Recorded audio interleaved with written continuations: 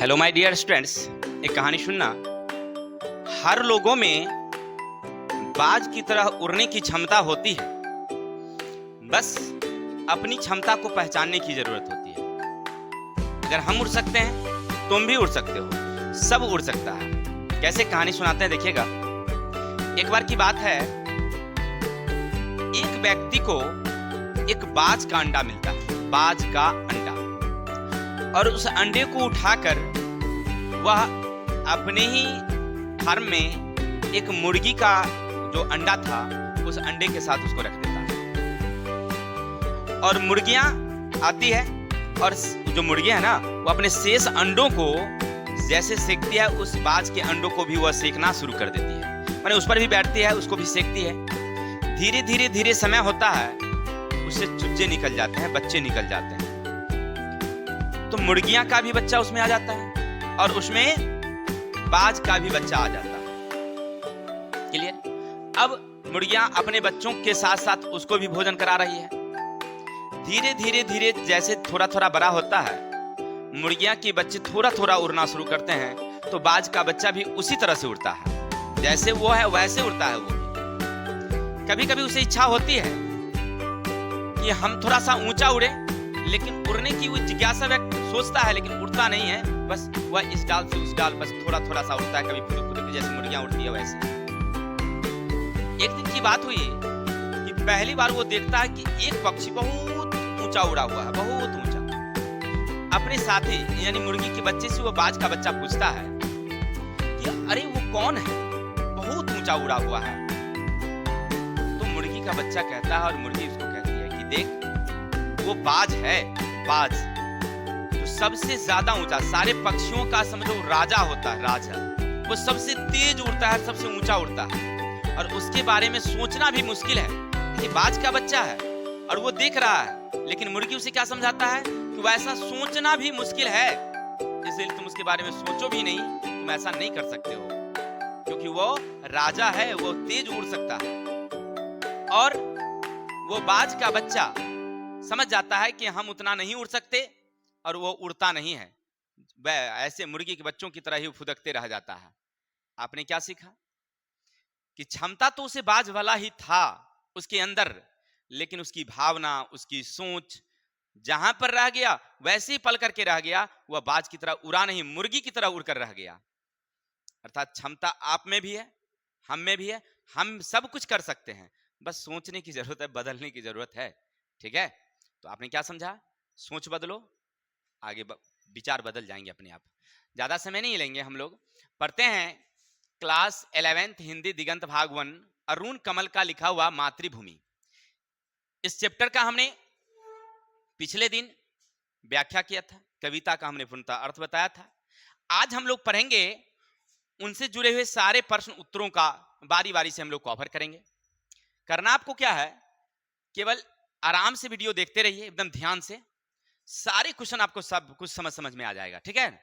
चलते हैं question number 1 देखते हैं क्या कहते हैं, सुनिएगा। यह कविता किसे संबोधित है? यानी अरुण कमल जो लिखे हैं मातृभूमि, यह कविता किसे संबोधित है? तो लिखेंगे यह कविता अपनी देश की मिट्टी, देश की मां को समर्पित है। अर्थात भारत की जो भूमि है, भारत भूमि को मातृभूमि उन्होंने कहा है, और यह कविता उन्हीं को संबोधित है, समर्पित है। तो लिखेंगे यह कविता मातृभूमि को संबोधित है, क्योंकि कवि अपनी मातृभूमि को माता के समान उन्हें लगता है, और यहां उनका जन्म हुआ है। भारत की भूमि को वो मातृभूमि कहकर संबोधित किए हैं। अर्थात यह कविता भारत की भूमि को समर्पित है, संबोधित है। यह कविता किसे समर्पित है? तो भारत की भूमि को समर्पित है।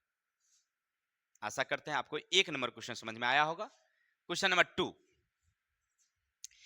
कवि ने स्वयं को मेले में खोए बच्चे सा दौड़ता कहा है, क्योंकि अपनी गति की तुलना समुद्र से की है। कवि ने ऐसी तुलना क्यों की है? काव्य पंक्तियों को उद्धृत करते हुए स्पष्ट कीजिए। देखिए, कवि ने स्वयं को मेले में खोए बच्चों सा दौड़ता कहा है। उपयुक्त पंक्ति द्वारा कवि अरुण कमल कहना चाहते हैं कि बच्चे का संपूर्ण खुशी उसके मां के आंचल में होती है। वह उससे बिछुड़कर कुछ नहीं मतलब नहीं रह सकता।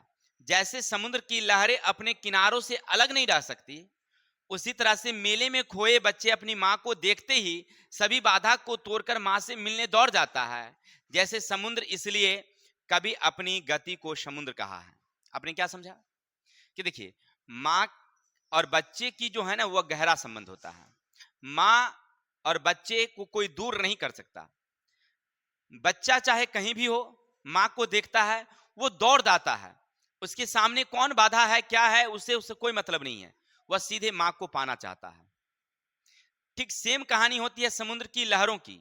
जब समुद्र में लहर उठती है, लहरें उठती है, तो वहां पर जो किनारा होता है ना, वो किनारों को वो पाने के लिए वो जाती है पहले लहर, फिर वापस लौट जाती है और किनारे में आ जाती है। जैसे लहर अपने किनारों से अलग नहीं रह सकता, उसी तरह से माँ जो है ना, माँ, बच्चे जो है अपने माँ से अलग नहीं हो सकते। बच्चे जो है अपनी माँ से अलग नहीं हो सकते, अर्थात इसीलिए अपने आप को उन्होंने समुद्र से तुलना किया है, क्योंकि बच्चे माँ से अलग नहीं रह सकते। जैसे समुद्र किनारा की जो लहर है ना, वह समुद्र के किनारा से अलग नहीं रह सकता, उसी तरह से बच्चा अपनी माँ से अलग नहीं रह सकते, इसीलिए कभी अपने आप को क्या बताया है, समुद्र कहा है। क्वेश्चन नंबर 3 चलते हैं, सुनना।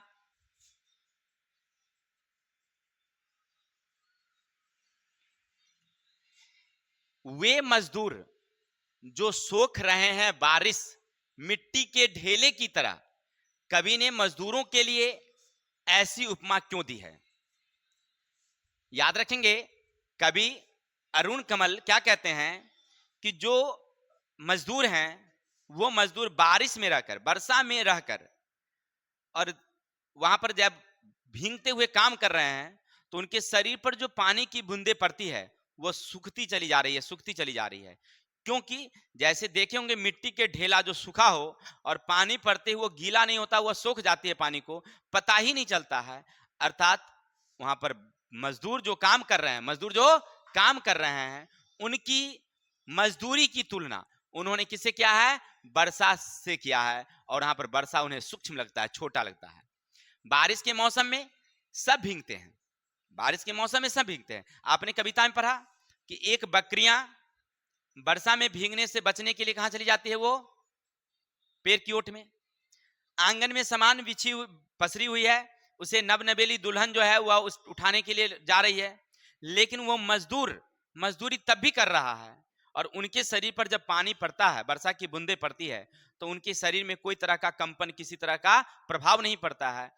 यहाँ पर कवि ने मजदूर की जो मजदूरी है, जो उनकी काम है, उनको वर्षा से तुलना किया है, और वर्षा उन्हें क्या लग रहा है? सूक्ष्म लग रहा है, सूक्ष्म। आगे नीचे उद्धृत काव्य पंक्तियों के मर्म उद्घाटित कीजिए, माने अर्थ बताइए। घर के आंगन में जो नवेढ़ा, माने घर के आंगन में जो नवोढ़ा भींगती नाचती, और काले पंखों के नीचे कौवे के सफेद रोए तक भींगते, और इलायची के छोटे छोटे दाने इतने प्यारे से गुथगुथा, ये सब तुम ही तो हो। यानी देखिए यहां पर क्या कहा है उन्होंने,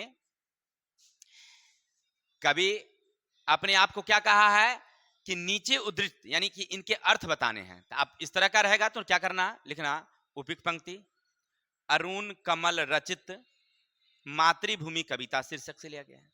इस पंक्ति द्वारा कवि कहना चाहते हैं कि घर के आंगन में एक नवोढ़ा का मतलब होता है नई नवेली दुल्हन जो सज धज कर तैयार है, लेकिन जैसे बारिश आती है, घर के सामानों को उठाने के लिए इधर से उधर दौड़ती है, जाती है, और वो घर का सामान उठाने के लिए जो चलती है ना, कभी को वो लगता है कि वह नाच रही है। सामान उठाते हुए वो कैसे लग रही है? नाच रही है। इसलिए उन्होंने कहा कि नवोढ़ा भींगती नाचती। दूसरा है काले पंखों वाले कौवे सफेद रोए तक भींगते, यानी काला कौवा बारिश में भींग चुका है, और भींगने के कारण उनकी जो काला बॉडी के अंदर जो उजली बॉडी शरीर है, चमड़ा तक दिखाई देने लगा है। अर्थात काले कौवे के सफेद रोए, यानी कि काला कौवा का जो रंग है वह अब कैसा दिखाई पड़ रहा है? भीगने के कारण सफेद दिखाई पड़ रहा है। और ये सब प्रकृति की सब एक देन है, मिला हुआ, एक दूसरे से जुड़ा हुआ है। जैसे इलायची के दाने, इलायची कभी देखे होंगे, इलायची का कवर हटाइएगा, सब दाना एक दूसरे से जुड़ा रहता है, सटा रहता है। कभी को ये सारी क्रियाएं लगता है कि एक दूसरे से कहीं ना कहीं अटैच है, जुड़ी हुई है, अर्थात कभी को क्या लग रहा है, ये सब एक दूसरे से जुड़े हुए नजर आ रहे हैं। चलते हैं क्वेश्चन नंबर 5। सुना क्वेश्चन 5 क्या कहता है।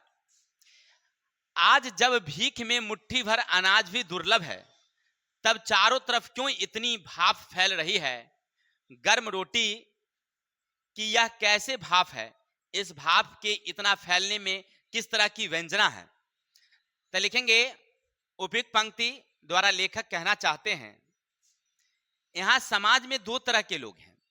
एक तो आज जो गरीब है, जिन्हें खाने के लिए रोटी नहीं मिल रहा है, लाचार है, और दूसरा जो सत्ता भोगी हैं, गर्म रोटी का भाव उन्हें कहा गया है। माने गर्म रोटी का भाव किसे कहा गया है, जो सत्ता भोगी लोग हैं। हमारे समाज में दो लोग हैं, एक तो गरीब लाचार जिनके पास भोजन नहीं मिलता है, और एक के पास इतना भोजन है कि खाने के लिए उसके पास टाइम नहीं है।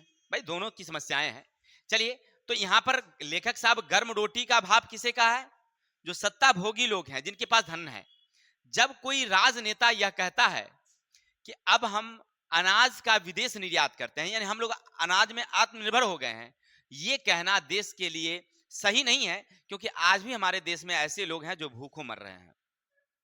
अर्थात कभी हमारे समाज में कुछ ऐसे लोग जो सत्ता भोगी हैं, जो समाज के अनावश्यक धन को जमा कर रखे हैं, और नेता लोग उन्हीं का पक्ष देते हैं।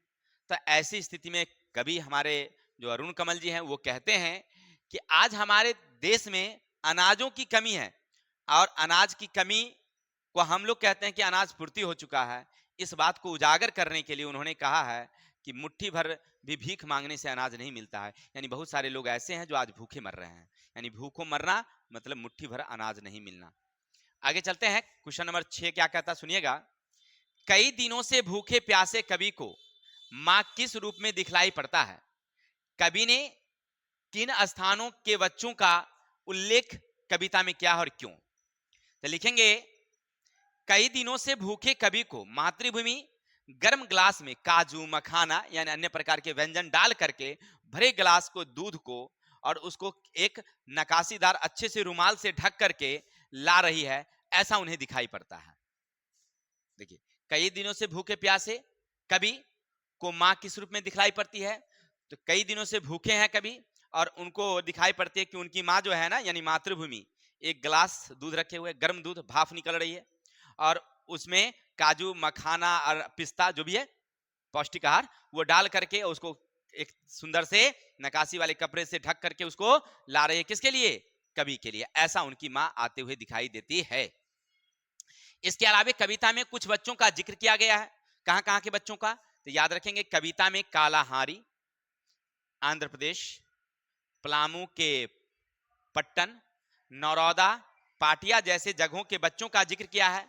वहां खेती के अलावा कोई साधन नहीं है, सरकार कोई मदद नहीं कर देती है, और वह असमय काल का शिकार हो रहे हैं। यानी कि ऐसे जगह कहां कहां? तो आंध्र प्रदेश है, कालाहारी का जो भी जगह है, इन सारे जगहों पर खेती के अलावा कोई साधन नहीं है, लोग भूखों मर रहे हैं, अनाज नहीं हो रहा है। तो ऐसे जगह पर जिक्र करते उन्होंने लिखा है कि हे मातृभूमि, इस जगह पर फिर से खेती बाड़ी हरी भरी बनाइए ताकि लोग वहां पर भोजन कर सके। आगे है, ये अतीम, ये अनाज, ये बंधुआ, इनके माथे पर हाथ फेर दो मां, बधुआ करा, इनके भींगे केस सवार दो अपने श्यामल हाथों से। इन पंक्ति का अर्थ लिखें। कवि ने यहां भींगे केस क्यों लिखा है, अपनी कल्पना से उत्तर दें। तो लिखेंगे उपयुक्त पंक्ति द्वारा कवि कहना चाहते हैं, उपयुक्त पंक्ति द्वारा कवि कहना चाहते हैं, कविता में इसे बच्चों का जिक्र किया गया है, माने ऐसे बच्चों का जिक्र है जो अनाथ हैं, जिनके जीवन बंधुआ मजदूर की तरह है। वर्षा से भींगे बच्चों की जो बाल है ना, वह भींगी हुई है, और उन्हें संवारने की बात की, अर्थात प्रेम से उन्हें सजाने की जरूरत है। हे मातृभूमि, स्नेह की जरूरत है, ऐसा उन्होंने कहा है। यानी कवि उपयुक्त पंक्ति द्वारा क्या कहना चाहते हैं कि हे मातृभूमि, जो बच्चे अनाथ हैं, जिन्हें भोजन नहीं मिल रहे हैं, ऐसे बच्चों को प्रेम से उनके माथे पर, सिर पर हाथ सहला दो, अर्थात उन्हें भोजन उपलब्ध कराओ। हे मातृभूमि, ऐसी मेरी विनती है आपसे। ठीक है, तो आशा करते हैं ये 7 क्वेश्चन आपको मातृभूमि कविता का समझ में आया होगा। बाकी क्वेश्चन हम लोग अगले वीडियो में देखेंगे। तब तक के लिए जय हिंद, जय भारत। ये पागल की तरह